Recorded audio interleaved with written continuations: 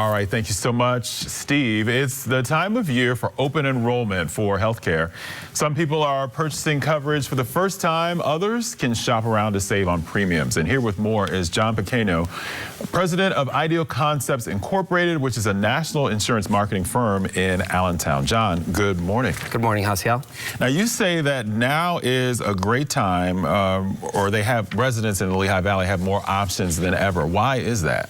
They do. The insurance carriers have been doing better more recently, and so they've added more plans and more carriers are actually getting into the market. There's actually no new carriers in the Lehigh Valley market this year, but last year UPMC launched into the market. So we now have 4 competing carriers, and actually we have about 50% more plans available this year compared to last. Talk about some of the changes that have happened since the Affordable Care Act came to be.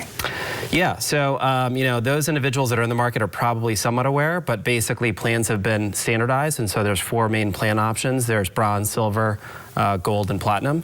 And the very large majority of people are actually buying silver because they get cost sharing that can apply to that depending on their income, essentially. And so if you're lower to medium income, realistically, silver is most likely going to make the most sense. But otherwise, you have a few other options that would work out for you as well. And what's the best way to research on purchasing a health insurance plan? Well, definitely to come to Ideal Concepts, of course, right? No, but honestly, so you can go to healthcare.gov directly. If you have a local agent that you like to work with, that you've worked with in the past, and that makes sense. I honestly always recommend going through an agent and a trusted agent. For example, we compare not just ACA options, but a variety of health insurance options. So ACA, short-term, health shares, hospital indemnities. Some of those are kind of safeguards if you have no other option, basically. But we can compare basically all of your options and give you what makes the most sense. I'm seeing commercials on TV as well where they give a number to call for information on a certain health plan. Is that an option as well?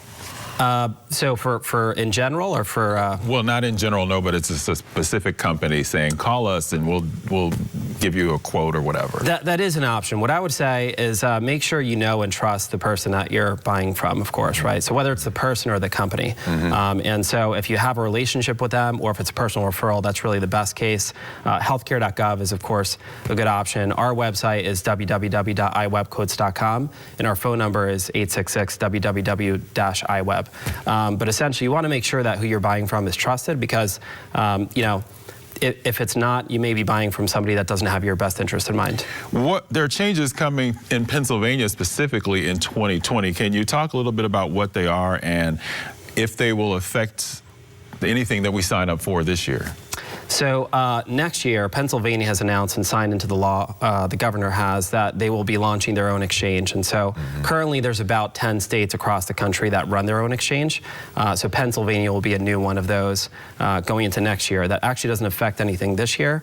And realistically, next year it probably has very minimal effect. I think the governor of Pennsylvania and the administration has said that they expect it to decrease costs by roughly 10%.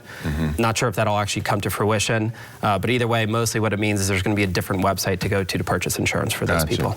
And on a personal note, you were recently on our news for suffering a fire at your home. I was, and you had made the decision to give the donations to the GoFundMe for you to the firefighters that came out and fought the fire. Where does that stand and how are you on rebuilding or whatever you're planning to do? Yeah, so we were really excited to be able to do that for the firefighters. We were getting a ton of individuals asking us and me, you know, to basically help, and individuals wanted to feel like they could do something, but I didn't want to take help from people that I, you know, felt had basically less than me. And so I felt like that was a good way to do something for a good cause and give people an outlet to assist, essentially.